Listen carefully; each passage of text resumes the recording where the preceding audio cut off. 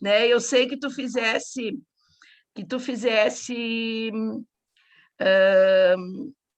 trocasse plantão, tudo para estar aqui com a gente. Muito obrigada, tá, querida? Tá? Tá certo. Obrigada. Não tem de quê, não precisa agradecer. Então, a Alessandra, ela vai, a Denise agora está retornando aqui com a gente, a Alessandra vai conduzir o primeiro capítulo do nosso livro que a gente está estudando, é Ação e Reação, do André Luiz. A Janine apresentou o primeiro, né? E a Alessandra agora vai apresentar o capítulo 2. Tudo contigo aí, Ari. Tá certo. Então, e a gente vai te ajudando, né? Tu vai conduzir. Estamos aqui para te ajudar. Isso mesmo. Então, gente, nesse segundo capítulo do Ação e Reação, vem muitos comentários do instrutor, né? Do instrutor. Ali é o título, inclusive, do segundo capítulo, são os comentários do instrutor.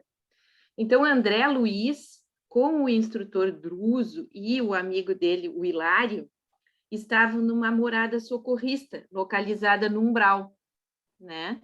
Até por curiosidade, fiquei lembrando daquela... Alguém postou um dia no nosso grupo ali sobre as colônias espirituais, né? E ali dizia que tinha uma colônia que era... foi a Diana, né, Diana? Uhum. E uma das colônias era...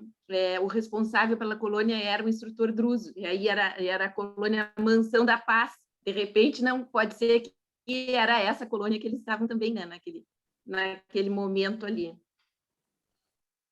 localizada no Umbral. Estavam em um recinto confortável e amplo, onde havia uma assembleia desagradável e triste.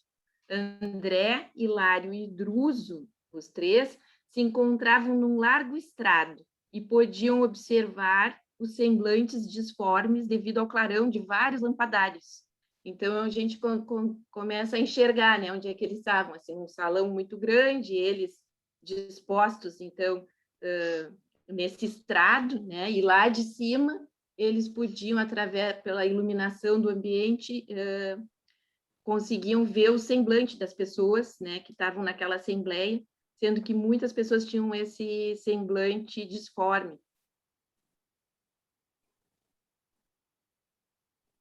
Distribuídos entre a Assembleia, havia assistentes e enfermeiros, que foram, que de forma simpática encorajavam os sofredores.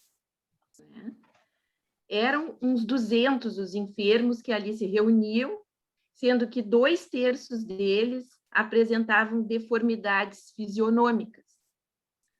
André chega a fazer uma comparação dessa assembleia com um leprosário, devido ao aspecto daquelas almas dificilmente reconhecíveis pela sua fisionomia. O ambiente encontrava-se quieto, enquanto lá fora havia uma tempestade que se contorcia. Druso informou que o salão era revestido por abafadores de som, por isso que de dentro do salão eles não escutavam o barulho da tempestade que estava acontecendo fora.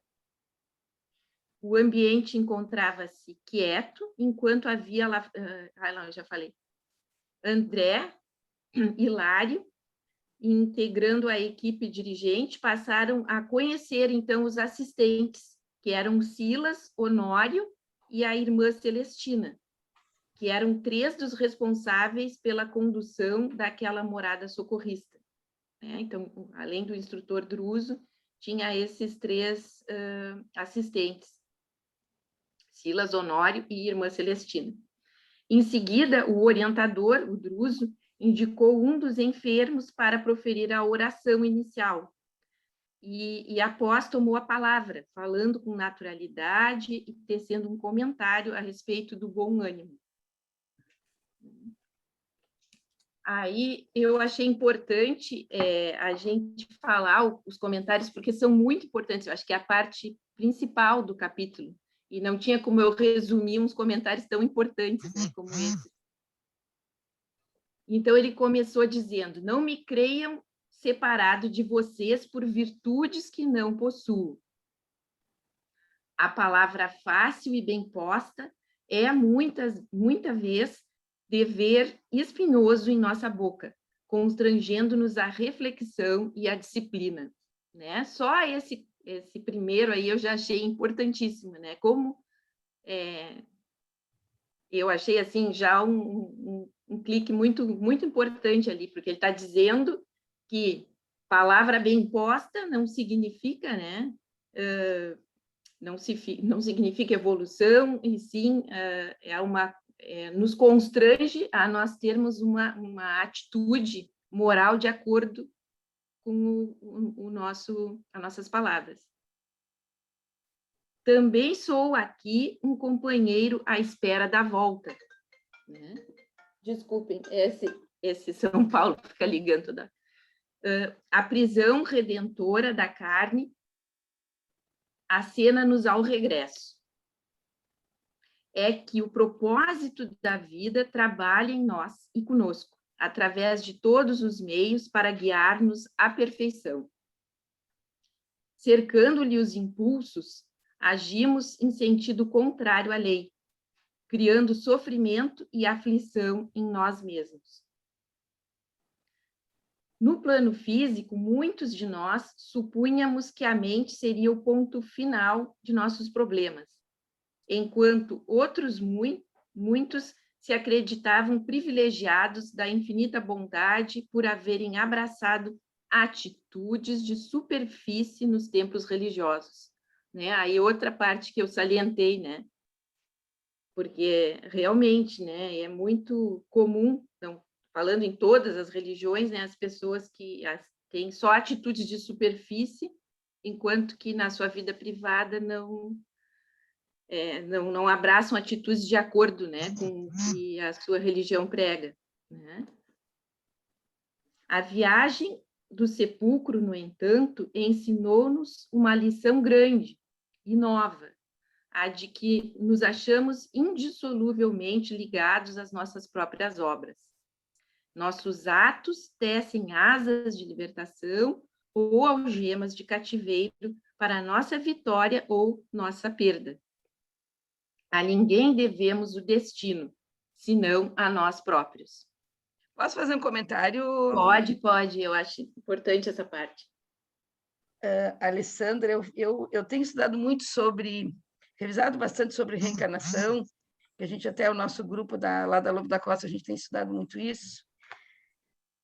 E aí eu fiquei me lembrando, sabe, que uma frase aqui que me chamou a atenção é essa que diz assim, ó: também sou aqui um companheiro à espera da volta.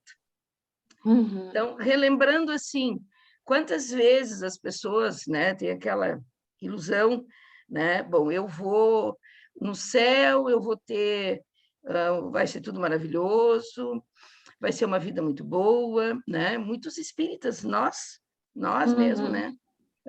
Podemos ter essa ideia de que lá, então, vai ser tudo muito bom, vai ser tudo maravilhoso. Mas, na verdade, quando a gente chega, né, lá em cima, na verdade, a gente precisa prestar conta de todas as coisas que a gente fez aqui. E aí vem a importância da reencarnação para que a gente possa, na verdade, né, cumprir as nossas dívidas com os erros que a gente fez. Né? E aí me chamou muita atenção. Então, na verdade, todos vamos, eu estava revisando até essa semana, Gênesis, Livro dos Espíritos, quantas encarnações a gente precisa para a gente melhorar? Inúmeras, incontáveis.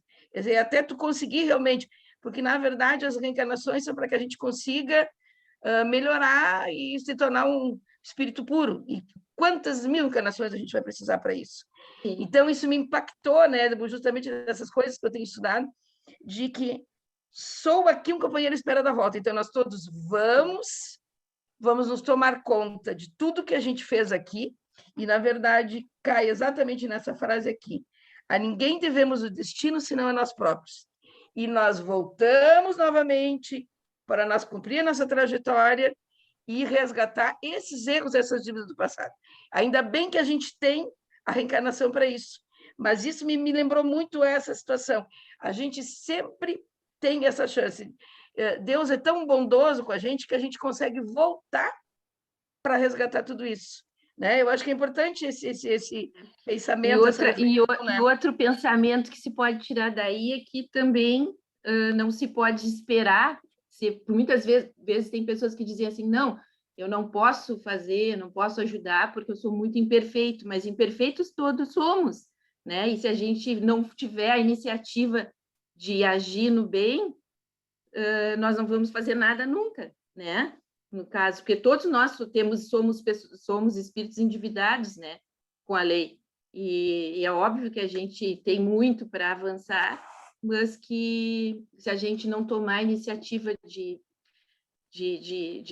tomar o rumo de auxílio ou semelhante, não vamos fazer isso nunca, né? Porque a gente for esperar ser perfeito, então, não haveria trabalhadores, né, na seara do Cristo, porque se fosse assim... Sim, a questão, acho que é 171 ou 166, me lembro de cabeça, acho que é 171. De que consistem as encarnações? A perfeição.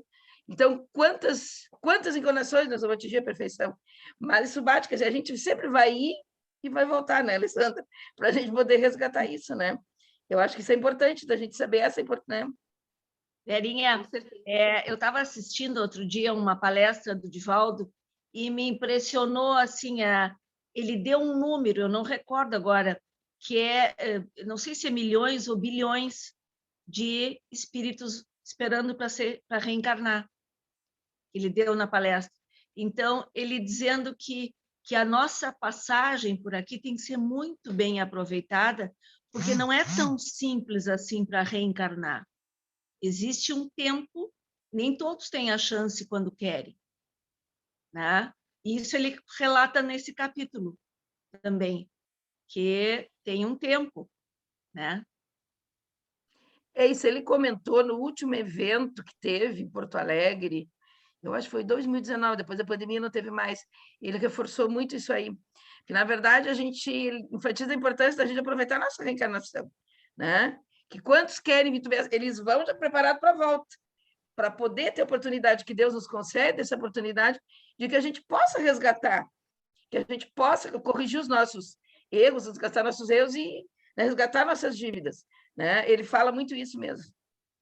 Mas eu achei bem interessante esse aspecto, né, Alessandra? Sim, com certeza. Alguém mais? Posso continuar? Então, vamos ver onde é que eu parei aqui. Então, a ninguém devemos destino, senão a nós próprios. Entretanto, se é verdade que nos vemos hoje sob as ruínas de nossas realizações deploráveis, não estamos sem esperança. Se a sabedoria de nosso Pai não prescinde da justiça para evidenciar-se, essa mesma justiça não se revela sem amor. Se somos vítimas de nós mesmos, somos igualmente beneficiários da tolerância divina, que nos descerra os santuários da vida para que saibamos expiar e solver, restaurar e ressarcir, que é aquilo que a Vera estava falando, né? Na retaguarda, aniquilávamos o tempo, instilando nos outros sentimentos e pensamentos que não desejávamos para nós, quando não estabelecíamos pela crueldade e pelo orgulho vasta sementeira de ódio e perseguição, né, no nosso passado. Com semelhantes atitudes, porém, levantamos em nosso prejuízo a desarmonia e o sofrimento, que nos sitiam a existência, quais inexoráveis fantasmas. O pretérito fala em nós com gritos de credor exigente, amontoando sobre as nossas cabeças os frutos amargos das plantações que fizemos. Daí os desajustes e enfermidades que nos assaltam a mente, desarticulando-nos os veículos de manifestação. Admitíamos que a transição do sepulcro fosse lavagem miraculosa, né? Ele quis dizer que em tempos atrás, né, encarnações anteriores, a gente pensava assim, né, que nós morremos, lavou tudo, né? Esquece o que aconteceu. E não é assim que acontece, né? Libertando-nos o espírito.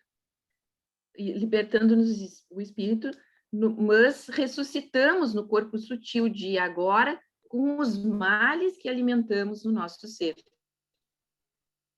Nossas ligações com a retaguarda, por essa razão, continuam vivas. Laços de afetividade mal dirigida e cadeias de aversão aprisionam-nos ainda a companheiros encarnados e desencarnados, muitos deles em desequilíbrios mais graves e constringentes que os nossos. Nutrindo os propósitos de regeneração e melhoria, somos hoje criaturas despertando entre o inferno e a terra, que se afinam tão entranhamente um com o outro, como nós e nossos feitos. Aqui que é interessante isso também, né, Alessandra? Na verdade, ele fala depois aqui. Claro, porque o inferno também está no que nós formamos nos nossos pensamentos. Então, na verdade, coloca bem assim. Eu entendi assim, a gente está entre o bem e o mal, constantemente, dependendo, né, estranhamente, como nós e nossos feitos, com nossos pensamentos, com as nossas atitudes, né, com o nosso pensar, né, e tudo mais, né? Achamos-nos imbuídos... Alessandra, desculpa. Fala. Uma reflexão que eu estava fazendo esses tempos, porque eu não sei se vocês já viram que às vezes a gente vê, como foi o caso lá de Bezerra, que teve a chance de ir para mundos mais felizes, né, pelos seus méritos, e a gente ouve histórias eventuais de que determinado espírito já cumpriu a sua etapa de evolução na Terra e foi para um mundo mais evoluído, com menos sofrimento. Mas aí eu penso na questão disso que ele está falando agora, desse entrelaçamento que nós temos, inclusive, com as pessoas com quem a gente tem relação, os débitos que a gente adquiriu de forma conjunta. E se a gente pensar só em uma encarnação, a quantidade de pessoas que a gente se vincula emocionalmente é relativamente grande. E se no momento que a gente entra no mundo espiritual, que a nossa consciência então desperta, a gente tem as lembranças do passado, a gente sabe que o conceito de família espiritual é muito mais amplo do que a família física que nós temos, né? Com certeza. E a gente tem, pelo menos eu tenho a tendência a pensar muito no progresso espiritual de forma muito individual. A gente pensa, quando eu progredi, se eu progredi, né? A gente pensa em quantas encarnações eu terei, mas se a gente pensar que eu não teria como ser verdadeiramente feliz se eu recebesse um prêmio de poder ir para um plano espiritual superior e soubesse que a minha esposa dessa encarnação, que a minha filha dessa encarnação não vão. Sobretudo se eu souber que elas ainda estão em perturbação. Agora, quando a minha mente estiver desperta e mais com lembranças da família espiritual, que dirá então com quantas relações, quantos afetos nós não temos, quantos deles não estão sofrendo, ou estão num estágio muito mais atrasado do que o nosso, ou estão numa região de purgatorial, não sei. Então, essa condição de evolução, ela só vai ser completa não quando a gente fizer só a nossa evolução individual, mas quando todos evoluirmos como uma família. Vocês entendem onde eu quero chegar? Para que a gente possa verdadeiramente ser feliz, é muito importante que a nossa família espiritual, que é muito maior do que a família física aqui, ela evolua junto com a gente. Porque senão, eu não vou querer ir. Eu vou fazer o que Bezerra... Quer dizer, eu vou... quem me dera. Mas nós vamos ter a tendência a fazer o que Bezerra fez. Não vou ficar aqui porque ainda tem gente a quem eu sou vinculado pelo coração que está sofrendo. Não é que eu vou partir e deixar eles aqui, sendo que eu ainda posso trabalhar, não é verdade? E eu acho que essa é uma beleza da lei divina, porque ela faz com que a lei do progresso seja coletiva. E talvez quando a família espiritual toda estiver apta a ir então para um plano superior, como essa família espiritual ela se multiplica de forma exponencial, e se a gente pensar que cada um de nós tem relações que os outros não têm, então isso vai se aumentando de forma exponencial, então a gente não precisa mais ir para outro orbe, a gente não precisa mais ir para outro lugar, porque aqui já vai ter se tornado um lugar mais feliz. Não é verdade?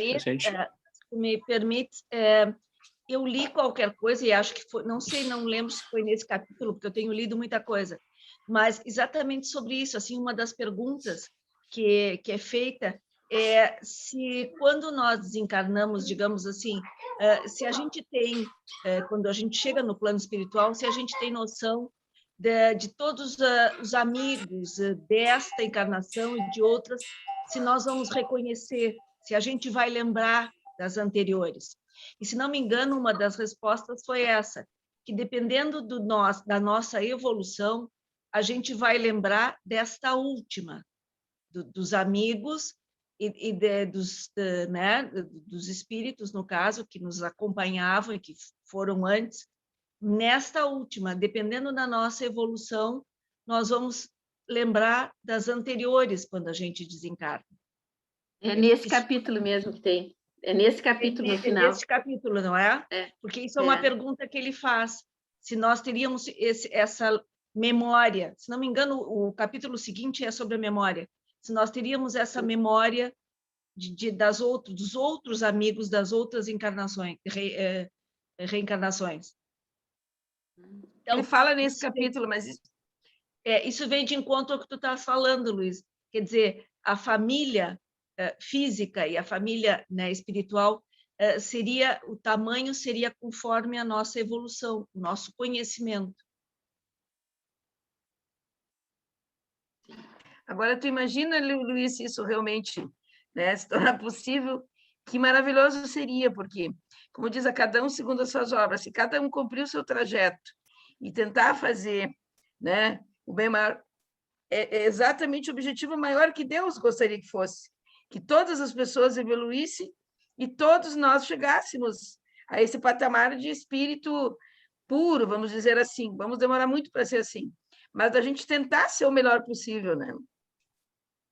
Muito interessante que tu falasse, Luiz, porque eu acho que é bem isso, porque a gente vê muito aquela questão de cada um fazer o seu trajeto, mas que melhor se toda a família tivesse unido, toda a família, toda a humanidade, né?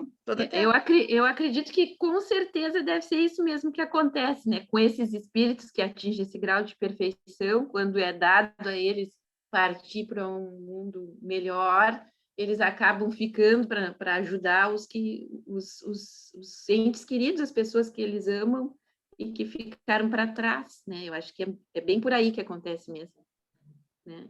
Acho que a tendência é essa. Então, pode continuar, Vera? Continua? Pode, Alessandra. Então, ali paramos, achamos-nos imbuídos do sonho de renovação e paz, aspirando à imersão na vida superior. Entretanto, quem poderia adquirir respeitabilidade sem quitar-se com a lei?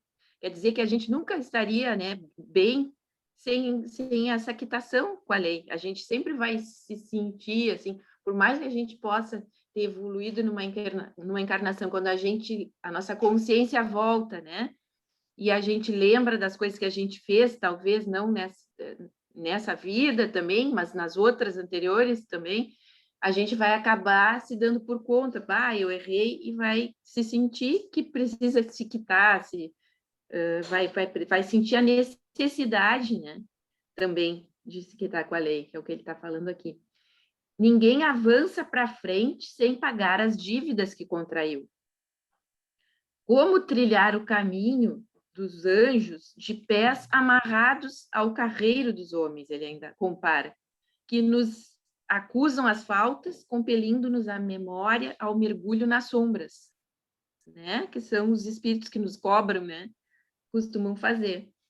Em derredor do nosso pouso de trabalho e esperança, que ele está falando ali da casa, né? Que eles trabalham, da mansão Paz, alongam-se flagelos infernais, né, do lado de fora, ele está falando. Quantas almas petrificadas na rebelião e na indisciplina, aí se desmandam no aviltamento de si mesmas. O céu representa uma conquista, sem ser uma imposição, né? Aqui ele quis dizer que, embora a gente queira que as pessoas evoluam, mas a gente não pode impor, né? O céu não é uma imposição, e sim uma conquista de cada um. A lei divina representa justiça indefectível, com igualdade para todos. Por esse modo, nossa consciência reflete a treva ou a luz de nossas criações individuais. Bem interessante, né? Sim, porque aí nós podemos estar ou no céu ou no inferno. Vai depender realmente do que a gente for fazer, dos nossos pensamentos, das nossas ações, nossos pensamentos também, muito, né? A luz, aclarando-nos a visão, descortina-nos a estrada. A treva, enceguecendo-nos, agrilhoa-nos ao cárcere de nossos erros. O espírito, em harmonia com os desígnios superiores, descortina o horizonte próximo e caminha, corajoso e sereno, para adiante, a fim de superá-lo. No entanto, aquele que abusa da vontade e da razão, quebrando a corrente das bênçãos divinas, modela a sombra em torno de si mesmo, insulando-se em pesadelos aflitivos, incapaz de seguir à frente, né?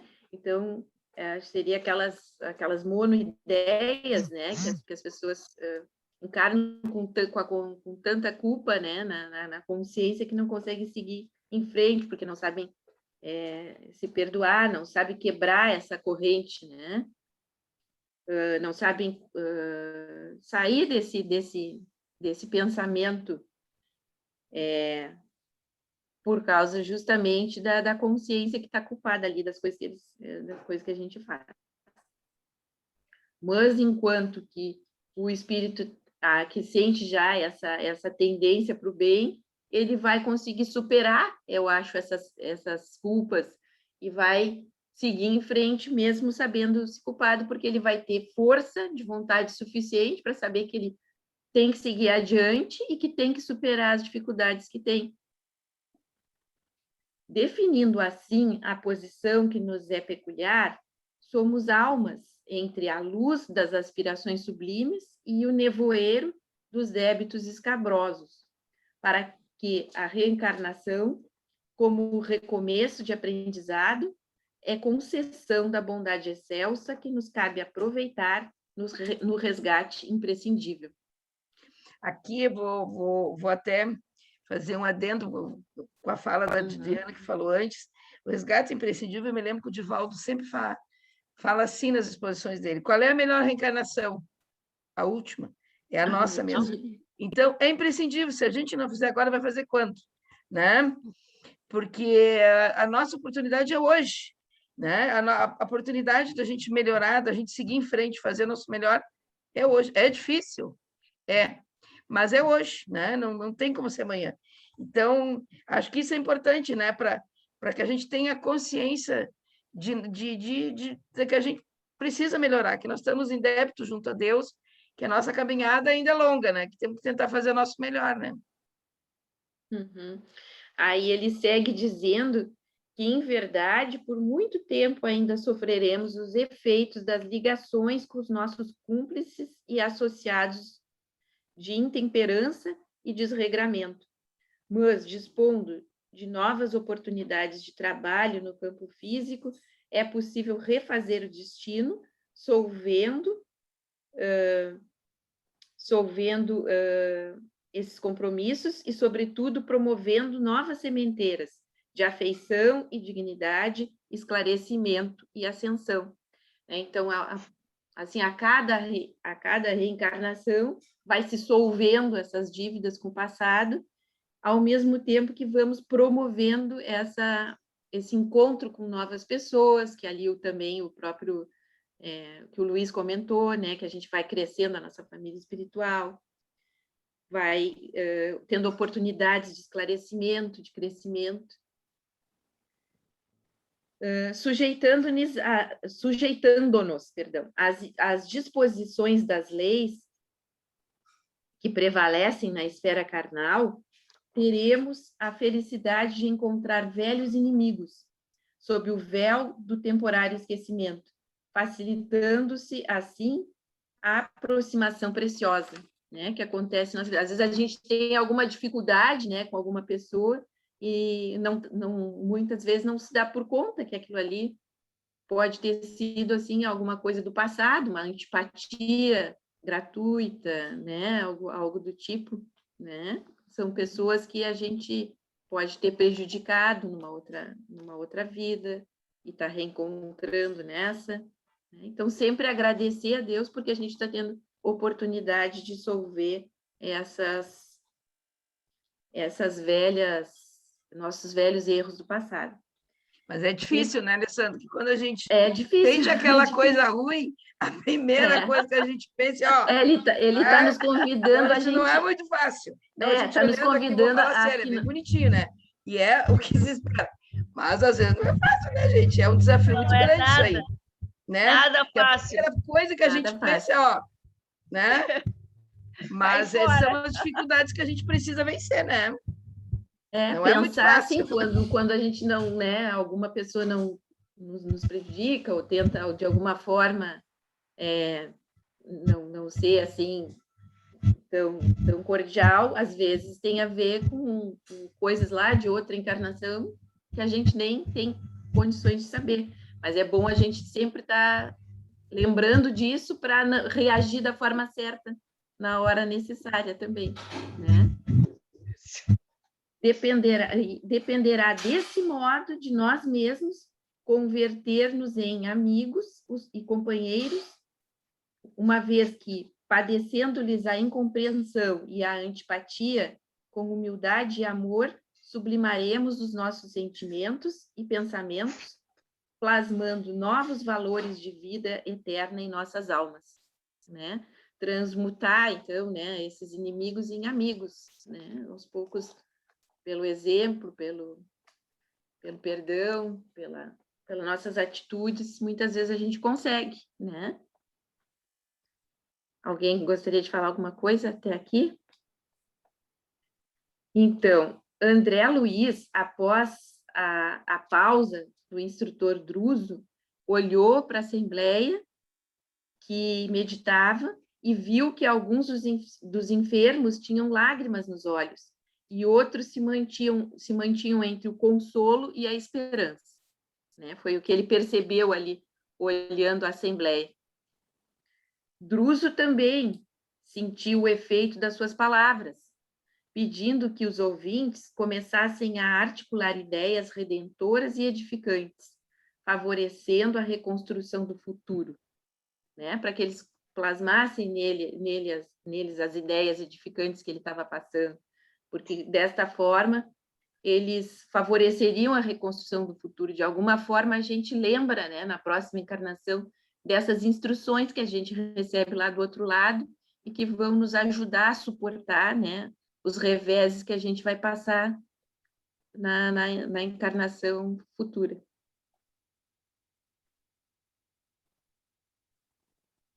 Eu queria fazer uma... Pode, não sei se está me ouvindo, eu botei esse fone aqui que eu não estou muito acostumado a usar. Estão me ouvindo bem? Sim. Eu estou pensando que neste capítulo, pelo menos até este momento, nós estamos nos deparando com situações de espíritos altamente endividados, né? São aqueles que faliram de forma mais retumbante, assim, né? Que tiveram uma ignorância da vida física, se equivocaram, adquiriram inimigos e, portanto, adquiriram aquilo que eles estão chamando aqui de débitos tenebrosos, né? E portanto, todas essas repercussões. O que eu fiquei pensando é que eu imagino que os dramas que eles vão enfrentar nesse processo de reparação são na ordem da expiação, né? São provações, expiações mais duras, então, para lapidar, então, os sentimentos e construir algum tipo de valor diferente daqueles que eles tinham. Não é muito diferente do que a gente está fazendo aqui também. Mas eu quero crer que nós, nesse momento aqui, a gente esteja num processo mais... um pouco diferente desse aqui, né? Que suave, mais suave, né?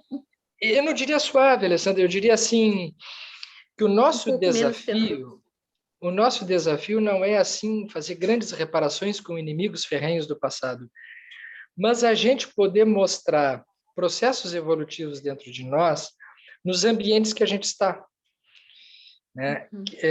O que seria esse processo de purificação? O que seria esse processo evolutivo no nosso contexto? No ambiente que a gente está, com a família que a gente tem, com o ambiente de trabalho que a gente tem, com o ambiente político que a gente tem, no ambiente de convivência com as pessoas que a gente tem. Que tipo de... O que a gente poderia chamar de evolução para nós hoje? No simples da nossa vida, no comum das nossas vidas. Para que esse texto não seja uma coisa tão distante, assim, porque senão a gente fica mais no campo filosófico, assim, né? A gente tem que se melhorar, se reparar com os inimigos e virar espírito puro. Sim, isso é um desenho geral, mas o que na nossa vida isso quer dizer? O que a gente precisa realmente estar atento? Em que campo isso acontece? Porque chama a atenção que lá no início, o próprio mentor diz assim, não me creiam separados de vocês por virtudes que não possuo. Os próprios espíritos mais evoluídos, eles também não são tão diferentes assim. Eles simplesmente fizeram um trabalho interno que credenciou eles a poder fazer estarem mais evoluídos.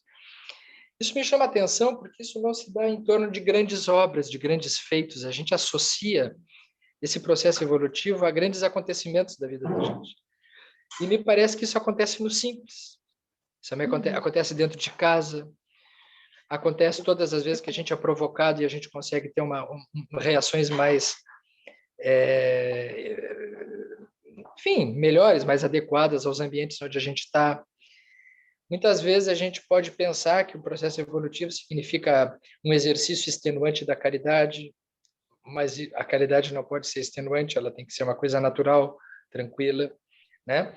Muitas vezes a gente vai observar a evolução num campo não religioso, onde a vida acontece no campo comum, lá dentro do pronto-socorro, lá dentro do ambulatório, atendendo o paciente COVID, voltando para casa e conseguindo se manter numa relativa harmonia, poder participar de uma discussão política e não mandar todo mundo para o inferno, e também não ir para o inferno junto, sabe? Então, acho que são coisas assim que eu acho que a gente pode também pensar aonde que isto que ele está propondo aqui acontece na vida da gente. Essas são questões que eu fiquei pensando. Casualmente, hoje, Sérgio, eu fiz um comentário, não sei se chegasse a ler no grupo, se vocês leram, eu fiz um comentário para a Elodie sobre a questão dos animais. E é exatamente isso assim que eu pensei. Sim, nós pensamos em evolução e tudo mais, mas por que não começar pelo simples? Como, por exemplo, né, não comer carne. Por quê? Porque nós sabemos que no futuro, né, na nossa evolução, as coisas vão ser diferentes, nós vamos evoluir um pouco nesse sentido. Simples para ti. Simples para ti. Não, eu vai arranjar coisa mais complicada. Elodie, que era um certo sacrifício. É que tu e a Elodie são espíritos de outra categoria. Não é o meu, da Juliana. Não, quanto a isso, Sérgio, eu até uma vez eu observei com o Flammarion. Não sei se tu conheces o Flammarion, a velhinha sabe, claro. Flammarion neutro. E uma vez eu cheguei na policlínica muito cansada, nós trabalhávamos juntos, e eu disse, puxa vida, Flammarion, mas esse nosso resgate não é mole, porque ser médico tem que ter uma dívida bem grande, porque, olha, a gente pega cada coisa. E ele muito assim, ele disse, não, te acalma, nós já evoluímos. Tu vê que a gente até trabalha com ar-condicionado, nós já andamos um pouco. Puxa vida, né? Então, eu acho ar-condicionado. Então, eu acho que tudo exige assim, sacrifício, e eu concordo contigo. E a evolução é dia após dia. Eu acho que essa evolução é interna, é conosco. Claro, entendi isso. Tu deu um exemplo, né? Tu deu um exemplo da onde que está mais desafiador para a gente, né? Exato. A doutora Irvênia que ia gostar muito disso, viu, gente? Se a doutora Irvênia estivesse, ela até foi convidada hoje, acho que ela não pôde vir. Eu mandei o link para ela. Ela ia gostar muito. A Elodie quer falar ali. Não só essa questão da evolução e de a gente sempre achar que os espíritos mais evoluídos são aqueles que fazem grandes obras, como o Dr. Sérgio colocou. Eu tenho uma percepção de que os espíritos mais evoluídos, eles têm, na verdade, uma consciência mais ampliada das próprias dificuldades, do que eles poderiam fazer, das dificuldades dos outros. Não necessariamente que eles também façam grandes obras ou que nós não possamos, em algum momento, chegar próximo desses espíritos. O que eu vejo bem saliente assim, é a consciência que a gente tem que ter dos nossos atos, dos nossos pensamentos e do que nós podemos fazer. Então, pegando até esse exemplo que a Diana colocou, que ela disse que conversou comigo hoje, eu até me lembrei da palestra do estudo com a doutora Irvênia, e depois eu até queria fazer algumas perguntas, mas não consegui participar, porque um aspecto assim, que às vezes me deixa um pouco aflita quando a gente fala em evolução, em percepção, em consciência, é que parece que a gente assim faz uma segregação, o ser humano, os animais, o meio ambiente, o planeta, como se fossem caixinhas todas segregadas. E eu entendo, não que eu seja, eu entendo que evolução e consciência tem que abarcar o ser humano, os animais, a vida vegetal, a vida mineral, a água, os oceanos, as árvores, a terra, as pedras, o nosso meio ambiente. Eu não consigo me enxergar só o ser humano, então às vezes dá um nó na minha cabeça. Porque sempre que eu penso em evolução, eu nunca vejo eu e um outro ser humano. Eu sempre enxergo um quadro estranho. Eu, outro ser humano, os bichos, eu enxergo as árvores, eu enxergo as rochas, eu enxergo tudo, e às vezes assim, isso dá um nó na cabeça da gente, né? Tanto que sempre quando eu faço as minhas preces, eu sempre peço pela humanidade, que a humanidade tenha consciência, né, do que ela faz, do que ela sente, do que ela pode fazer. O que cada um vai e efetivamente pode fazer, como o Dr. Sérgio colocou, pode ser aquelas pequenas coisas do cotidiano, sim, né? Mas essa consciência ampliada que nós, seres humanos, temos a obrigação de seguir, de ir atrás, de procurar e de fazer esse exercício, eu acho que esse é um dos nossos maiores desafios quando a gente fala em plano espiritual maior, em reencarnação e no aqui e agora, tá? Então, só assim, em termos de uma colaboração, pegando os ganchos ali da Diana e do Dr. Sérgio.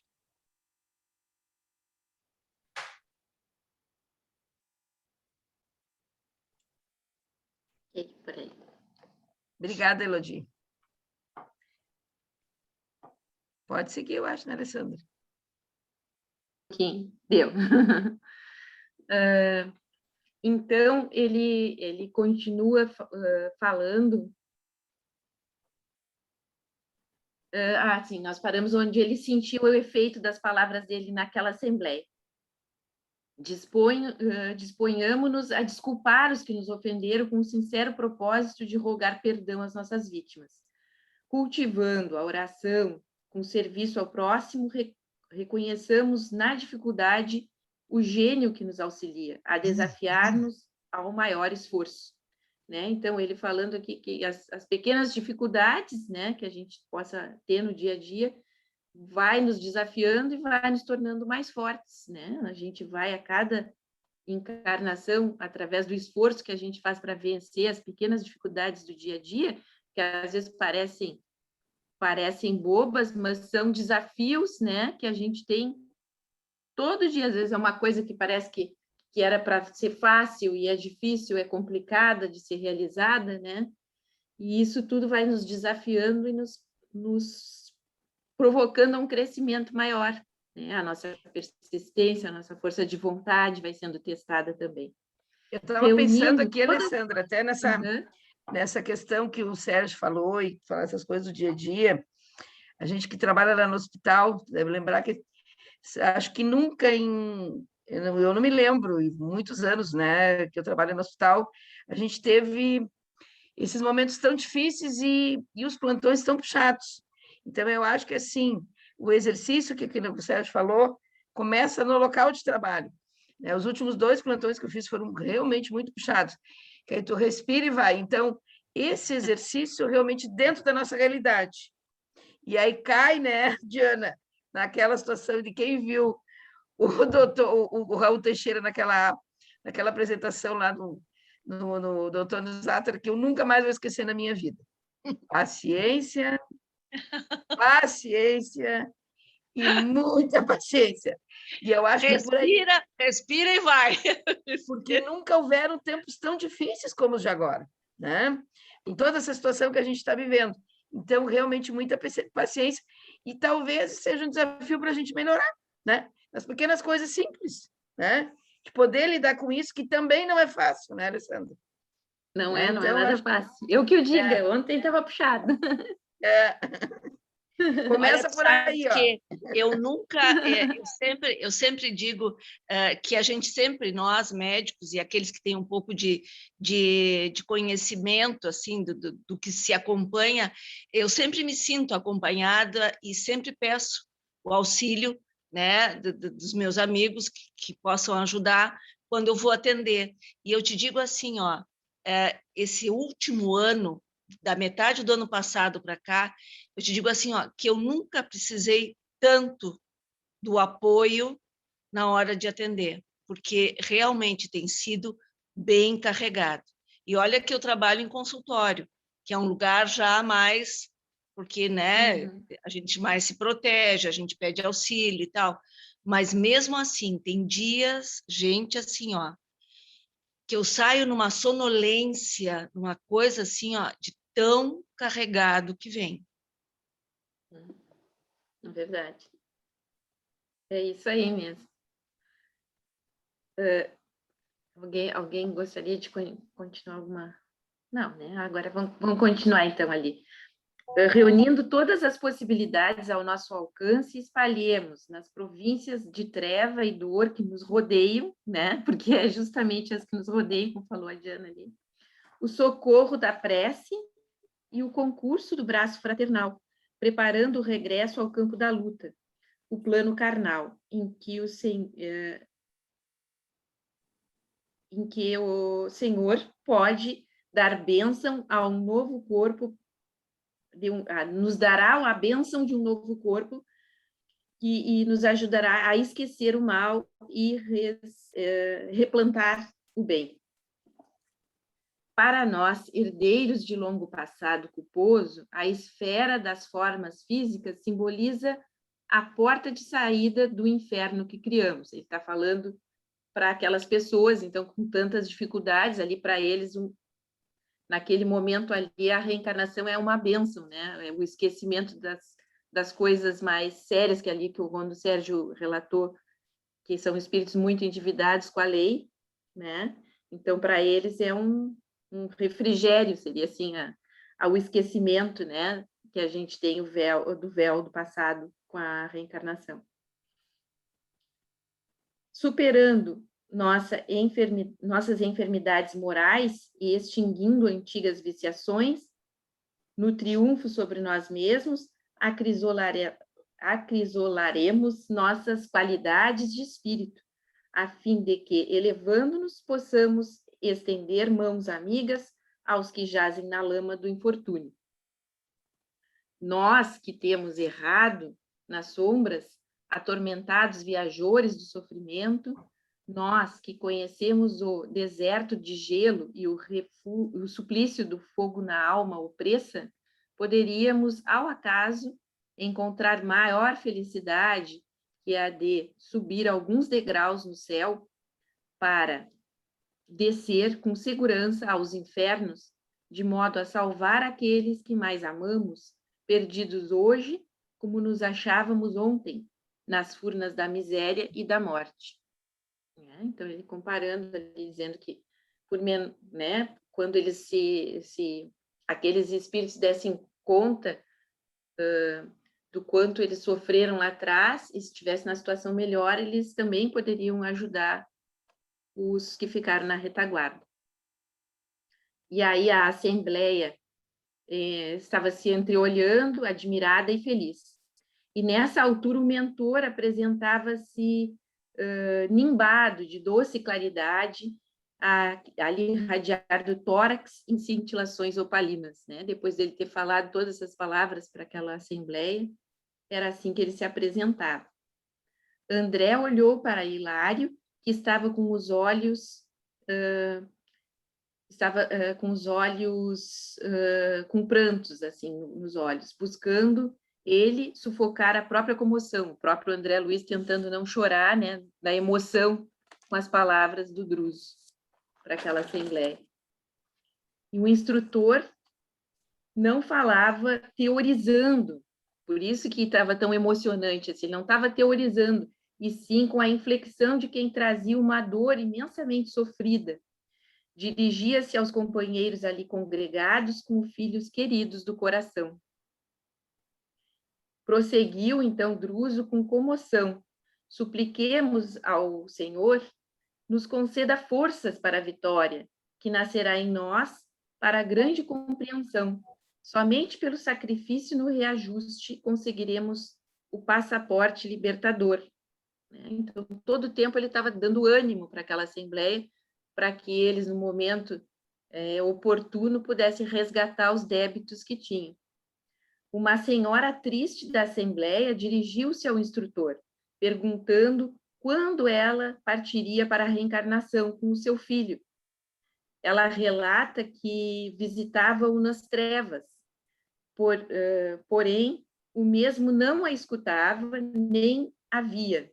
Continuava na miséria moral, autoritário e orgulhoso, porém, para ela, continuava sendo filho inesquecível. Então, até eu queria comentar aqui, né, que isso se vê muito, né, nas reuniões mediúnicas, os espíritos se comunicam e não conseguem enxergar os que estão próximos a ele. Tamanho o grau de monoideia que eles se encontram, tamanho o grau ali de ficar presos àqueles agrilhões, né, que os levam para os pensamentos. Na verdade, tudo que manda, eu penso, é o pensamento. Eles estão tão fixados naquelas ideias e naqueles problemas que eles tiveram na reencarnação anterior, que eles não conseguem enxergar mais nada que passa ao redor, né? Eles ficam realmente cegos, eles relatam que não conseguem enxergar, até que ali o orientador vai dialogando com o espírito, vai tentando acalmá-lo, vai tentando tirá-lo, né, daquela ideia. Na verdade, ele funciona até como quase, o Sérgio pode até complementar, quase como um psicólogo, como um psiquiatra tentando fazer ele ver outras coisas que estão ao seu redor, perceber que eles não estão mais no ambiente que eles relatam ali, né? Eles relatam às vezes que ainda estão ali naquele processo ali do umbral, ainda estão vendo as coisas, os lugares que eles estavam aprisionados, por exemplo. E enquanto que eles não estão mais ali, eles estão no momento, né, fazendo aquele insight ali através da sua comunicação com o médium psicofônico. E eles nem isso percebem. Então, no momento em que o orientador começa a dialogar e mostrar para eles que eles estão num lugar diferente, que eles foram socorridos, eles começam a perceber outras coisas ao redor e começam, aos pouquinhos, a enxergar aqueles espíritos que estão ao seu lado ali, auxiliando. Às vezes, eles não enxergam nem os enfermeiros, não enxergam aqueles pessoas que estão ali naquele momento no âmbito espiritual da casa espírita, nada eles conseguem ver. Assim, ó, né? quando é que a gente sai do umbral? Em que momento que a gente sai do umbral? Porque esse umbral que ele fala aqui, nós, durante a vida da gente, nós temos vários momentos assim, que a gente está literalmente no umbral. Qual é uma das características do umbral? O umbral é quando a gente está sozinho, isolado e desconectado dos demais. A gente sai do umbral quando alguém nos tira, quando a gente enxerga alguém que vai lá, que estende a mão e diz assim, vem para cá num grupo, aonde tu vai fazer parte de um grupo de outros parecidos, e nós vamos, então, trabalhar coletivamente. Esse é o momento que a gente sai do umbral. Eu estou usando agora, Alessandra, assim, uma metáfora para a vida da gente nisso aqui. Isso aqui acontece permanentemente no dia a dia da nossa vida. Entendo. A Diana colocou uma coisa interessante, assim, ela está atendendo lá e, de repente, se depara com um monte de situações que ela se sente uma bomba, assim, carregada de coisas que não são ela apenas, mas que chega um momento que ela não sabe o que é dela e o que não é dela. Quando é que isso consegue... Isso é uma espécie de umbral, né, Diana? Uma espécie de umbral também, porque é quando fica tão saturada de confusões que parece que tu faz parte daquele universo perdido das coisas que tu está sentindo. Quando a gente trabalha em grupo, quando a gente tem um grupo como o nosso aqui, que a gente pode falar dessas coisas, que a gente pode estudar esses assuntos, é uma oportunidade da gente sair desse umbral. Umbral é um lugar escuro, é um lugar que não tem saída, é um lugar onde parece que tudo acabou. Isso é permanentemente na vida da gente. E a Elodie falou bem, assim, quando a gente consegue se integrar pessoas e se tiver condições de expandir isso, além das pessoas com um universo mais ecológico, a gente modifica o plano mental e começa a encontrar soluções que sozinho a gente não encontra. É muito complicado quando a gente está sozinho. Quando a gente está sozinho, a gente operacionaliza tudo pelo circuito da própria mente. Então, as saídas são sempre aquelas que a gente fica tentando achar que a gente não encontra. Quando a gente está com outras pessoas, a gente está aberto a trocas, nós damos a oportunidade de poder trocar experiências com os outros. E vocês notem que qual é a psicologia desses espíritos, esse grupo de espíritos perdidos? É de chamá-los para um grupo de atendimento e oferecer a oportunidade da coletividade novamente através da reencarnação.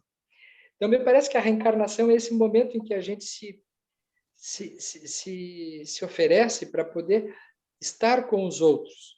A reparação se dá junto com os outros, na troca com os outros, na troca de ideias, na troca de intenções, na troca de propósitos, que é o que a gente está fazendo aqui. Eu queria chamar a atenção para esse aspecto, assim, né? Para a gente poder ter uma ideia de que isso que ele está falando nesse livro aqui se aplica a estas questões que a gente estava falando há pouco. Com certeza, com certeza. Obrigada, Sérgio, era isso mesmo que eu estava pensando. Janine quer falar também. Isso. Fala, Janine. Eu queria comentar com vocês, que também completa o que a gente está falando, no mundo maior, não é? O espelho da casa mental fala muito assim, que a gente tem na nossa casa mental, na nossa mente, o resultado de todos os pensamentos que nós alimentamos durante o dia, durante a vida. Então, mostra em vários capítulos ali, várias pessoas que conseguem ir nessas esferas mais densas do umbral, porque o que eu estudei ali no primeiro capítulo do nosso livro? Que nas 3 primeiras esferas vibratórias acima do nosso planeta, é as esferas que nós moramos. Nós não conseguimos ainda ir para esferas melhores e mais iluminadas, não é? Que são os outros mundos.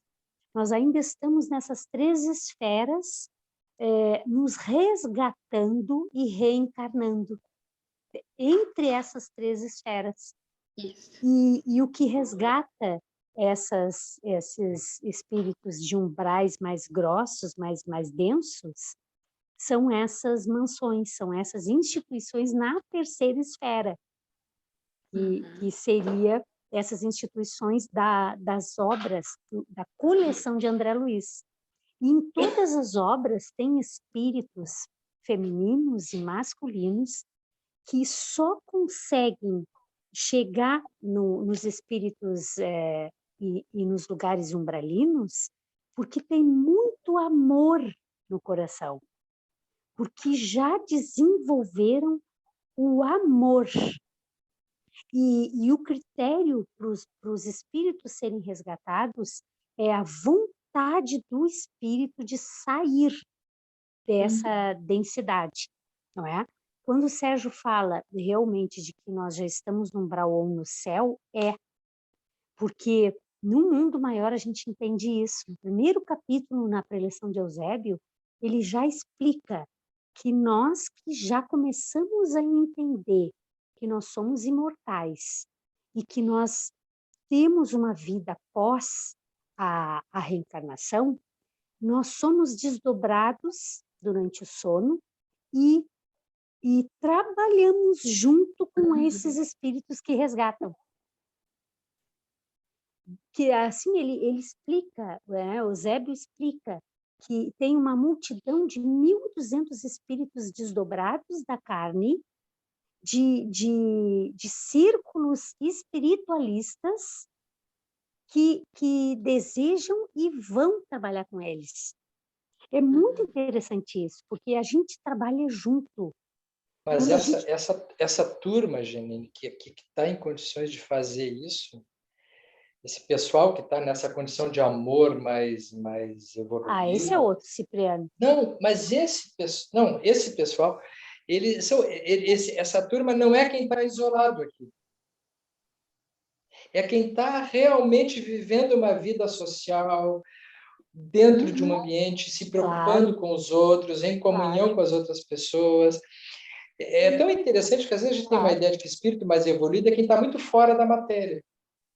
Espírito mais evoluído é quem conhece muito bem a matéria, quem já esteve aqui dentro, quem já sovou, quem já limpou ferida, que já não teve nojo das coisas, sabe? Que esteve próximo, muito próximo da matéria.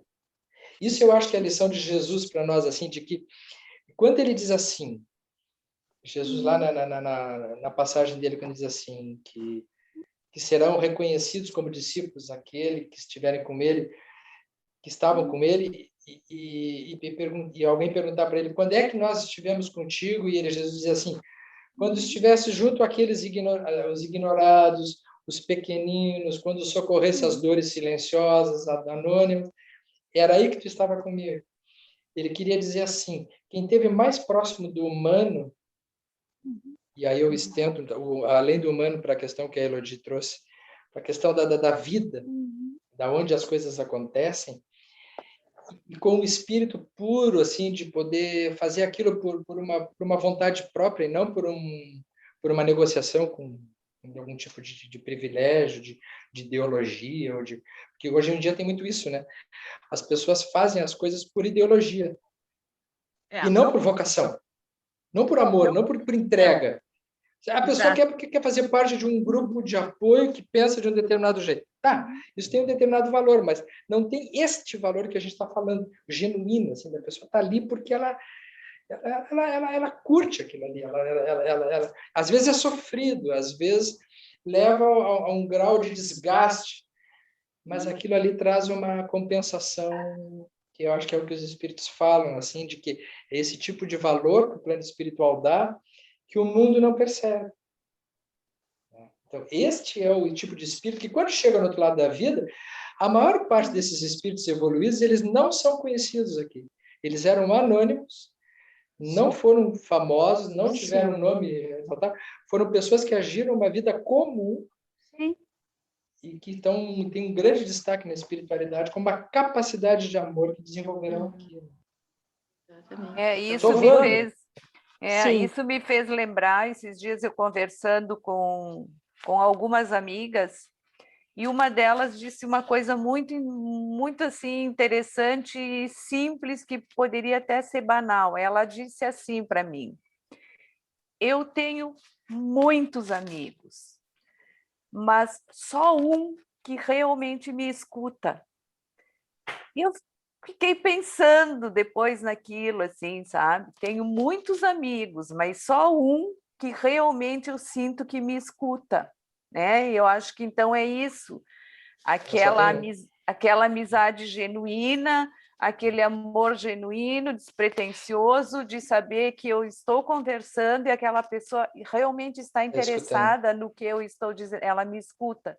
E essa amiga que me disse isso, ela não é de nenhum assim, ela não é espiritualizada, não segue nem é uma pessoa, a gente diria, comum, assim como, né? E eu achei muito interessante o que e ela realmente tem muitos amigos, mas ela só tem um que me escuta, né? Sabe que quando o Divaldo perdeu o primo dele, o tio Nilson, que foi quem montou a Mansão do Caminho junto com ele, porque o Divaldo saiu a fazer palestras pelo mundo, divulgou a doutrina espírita, é o maior divulgador da doutrina espírita de todos os tempos, os livros que vendeu, etc. Mas tem um que ficou lá na Mansão do Caminho, que é o Nilson, tio Nilson, que enquanto o Divaldo estava fora, ele estava cuidando de tudo lá dentro. Aquelas 5.000 crianças, que assim, era ele que trabalhava diretamente. Enquanto o Divaldo fazia o trabalho de sustentação, o tio Nilson fazia o trabalho de manutenção direto com eles lá. E ele era o primo, até aparece no filme do Divaldo, a figura dele. Quando o tio Nilson desencarnou, o Divaldo ficou muito abalado, ficou muito sentido. E ninguém se aproximou do Divaldo para perguntar como é que ele estava se sentindo, porque todo mundo parte da ideia de que o Divaldo, com aquela mediunidade dele, nem sentiu a morte do amigão dele, né, do primo dele. O Divaldo, com aquela intimidade com os espíritos e com aquela facilidade de falar de tudo, ele não perdeu, na verdade, não, né? Enfim, todo mundo pressupôs que o Divaldo deveria ter encarado muito bem. E o Divaldo disse, num determinado período, num encontro desses com a gente, que a coisa que ele mais sentiu foi que ninguém perguntou para ele como é que ele estava se sentindo.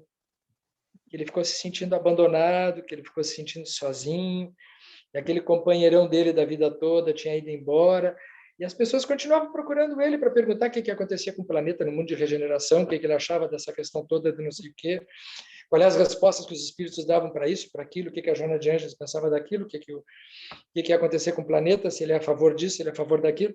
Ele estava sentindo falta do primo dele. E ele disse que aquilo ali, durante um período bem longo, o Divaldo chegou a dizer para nós que ele teve uma intensa vontade de desencarnar.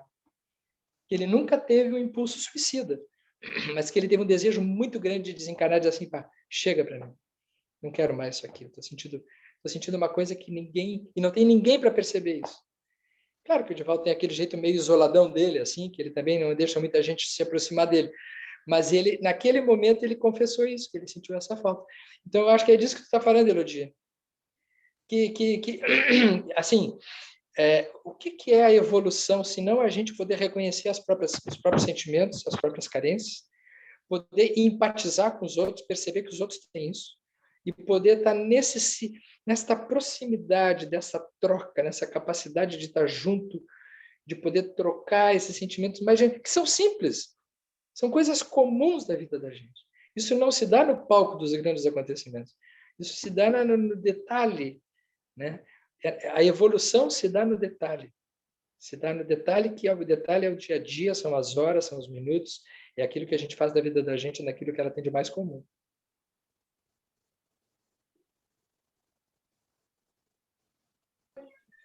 Eu diria que isso pode acontecer também dentro das nossas profissões, né? Porque assim como a Elodie falou, que a pessoa tinha vários amigos, mas ninguém a ouvia, às vezes ela tem vários médicos, mas nenhum a ouve. E a gente doar o nosso tempo, às vezes nem sempre é fácil também, né? Então, a gente está cansado, cheio de problemas, como a Diana disse, às vezes a gente já está com a cabeça estourando, né, Diana? E aí, o último paciente, do final do dia, depois de ter atendido já 30, ele vem com dor crônica, cheio de sofrimento. Aí a gente respira. E tu só tava pelo tempo de ir embora. E aí tu entende que tu tem que escutar ele. Tu não pode nunca botar um paciente com dor crônica como o último paciente do dia. Tem que botar Diz um isso pra minha curativo da secretária. cirurgia. Eu vivo Olhar dizendo assim, isso para ela. coloca um Verdade. curativo de uma cirurgia bem sucedida, daquela que o cara fala, Pois é. vai te levar presente, vai te levar bombom da Cacau Show, assim, dor crônica.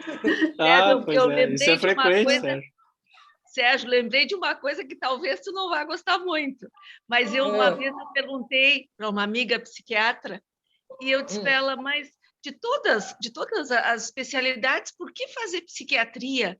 E ela me olhou com uma cara assim muito sem vergonha, ela disse, é uma certa familiaridade com a loucura que eu tenho. Então... É isso aí.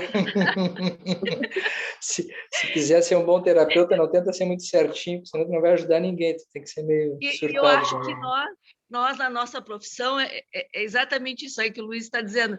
A gente chega no final do dia muito cansado, porque a gente sabe que é absorvido também, a nossa energia mas aí entra, eu acho que a questão da familiaridade e o porquê de a gente ser médico ou outra profissão, de a gente conseguir ver, entender o outro, sentir no outro, e isso é amor, isso é uma forma de amor, e a gente conseguir ajudar exatamente porque a gente consegue identificar o problema com o outro, né? Pela nossa familiaridade de alguma forma, né? Então, isso faz a diferença. E é tão bom, né? Faz um bem tão grande para a gente. Vocês vejam que isso se relaciona com o próprio texto, porque vocês imaginem se nós estivéssemos como um dos espíritos sofredores ali, e esse espírito que fosse falar todos esses conceitos da necessidade da reencarnação e falando tudo que ele disse ali, mas fosse uma pessoa que, para mim, que estou sofrendo, ele está muito acima moralmente do que eu sou. E aí eu penso assim, mas será que eu alcanço isso que ele fala? Mas olha como a espiritualidade trabalha, que botou ali um trabalhador, um dirigente de uma casa, de um núcleo de assistência espírita, que provavelmente há não muito tempo atrás passava por todas essas mesmas coisas, ou seja, conhece na prática as dores e o caminho. E ele se coloca no mesmo degrau, com as mesmas dificuldades, só com mais conhecimento, né? Mas mostrando para aqueles que, assim como ele progrediu e ele está equilibrado, ele está bem, que eles podem chegar lá, né? Que o caminho dele não acabou e nem tão pouco de quem está sofrendo. E essa é a beleza, tem a ver com tudo isso que a gente vem falando aqui, que vocês falaram agora, né? É o próprio André Luiz, né, Luiz? O André Luiz saiu da encarnação como suicida. E ele está nos inspirando o livro que a gente está lendo. Uhum. Isso se deu no curso de algumas décadas. O que aconteceu com ele de tão diferente, logo após a desencarnação, que transformou ele num dos mentores do Brasil? Eu acho que não é uma evolução a jato. É que os nossos erros não estão tão longe dos nossos acertos quanto a gente imagina. Os espíritos mais evoluídos não são tão diferentes do que qualquer outro espírito. É uma questão de direção de vetor mesmo. Tu direciona o vetor num processo de integração, de comunhão, de crescimento. As coisas se modificam. E a motivação, a intenção e o trabalho ativo, ele propulsiona. O André Luiz, o exemplo disso que tu deu, o André Luiz.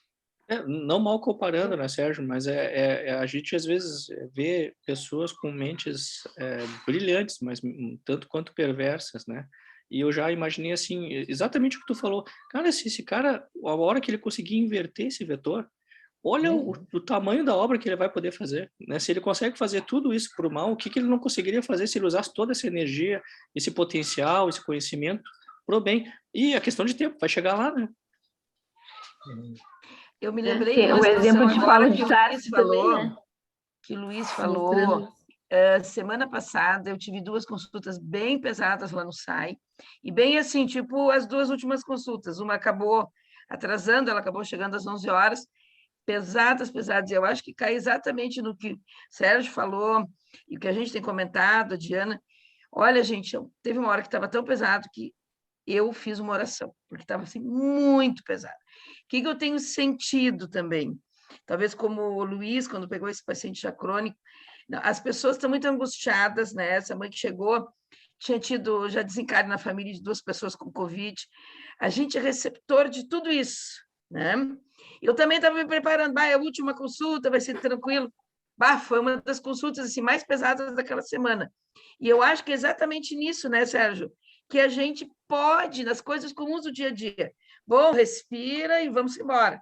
Porque esse é o nosso papel, né? E o que eu tenho sentido ultimamente, a gente tem que emprestar, principalmente ultimamente, é o ouvido, porque as pessoas estão precisando muito falar. Então, é a questão da gente poder ser muito receptor de todas essas dores, dessas angústias. Eu acho que aí está a importância do nosso papel como médico agora. Mais do que falar, receber. Porque eu tenho visto assim que o pessoal, ultimamente, agora, com a pandemia, eles chegam assim muito pesados, muito angustiados, as consultas ficaram muito mais demoradas. Então, se a gente conseguir fazer isso, eu acho que a gente já está tentando, né, progredir, pelo menos tentar fazer a nossa parte, né? Vamos tentar, né?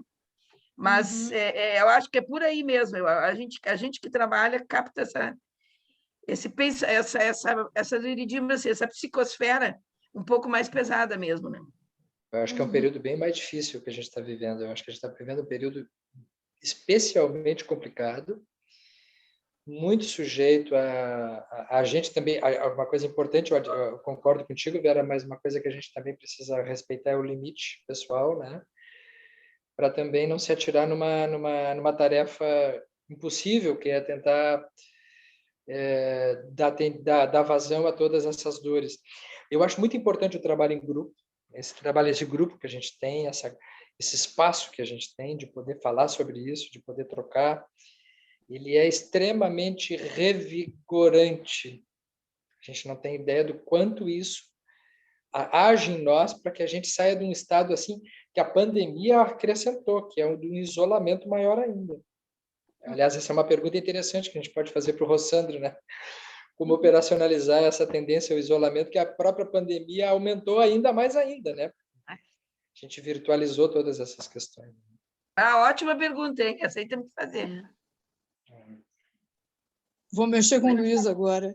Agora me preocupei, Luiz, que eu fui a última de ontem. Mas acho que eu fui leve. Ele estava atua no falando procedimento que o Sérgio falou. Só me deixou feliz. Ele estava me dizendo aqui que o teu caso foi o mais complicado. Eu acho que ele Olha saiu exausto. Isso, Sérgio. Não faz isso. Não foi não, né, Sérgio? Imagina. Ó, Janine estava com a mão levantada.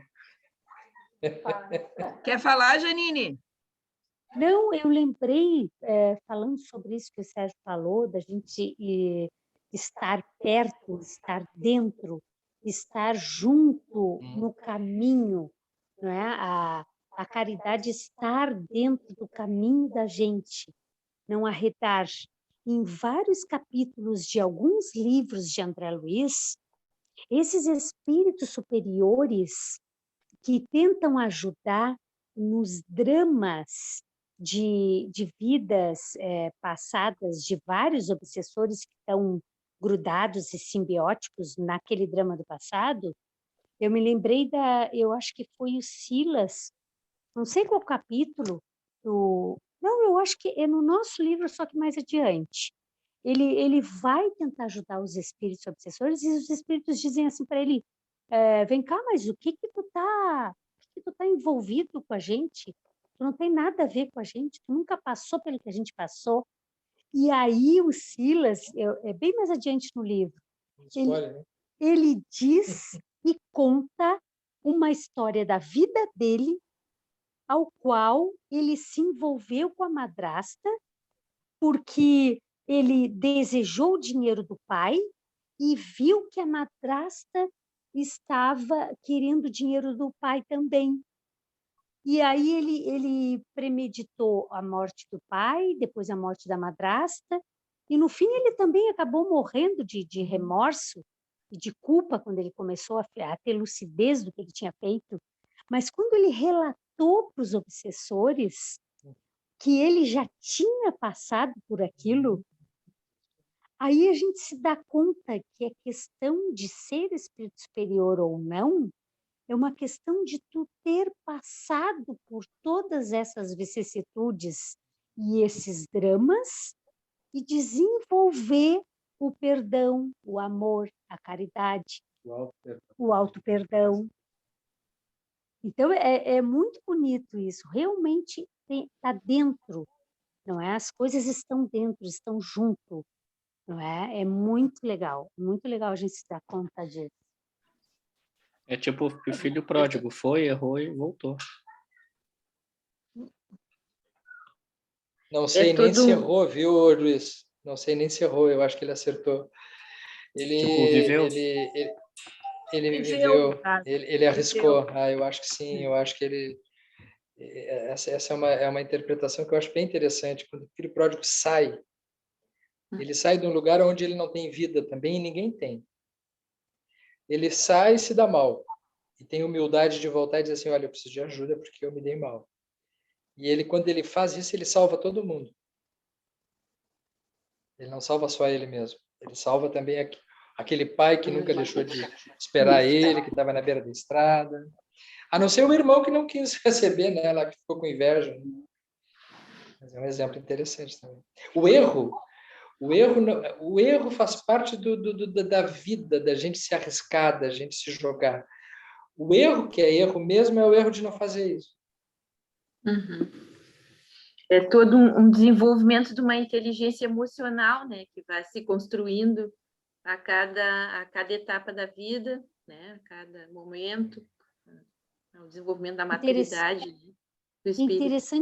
Interessante que esses espíritos superiores, quando voltam na sua própria história para tirar esses obsessores desses umbrais mais densos, eles também estão sendo filho pródigo, voltando.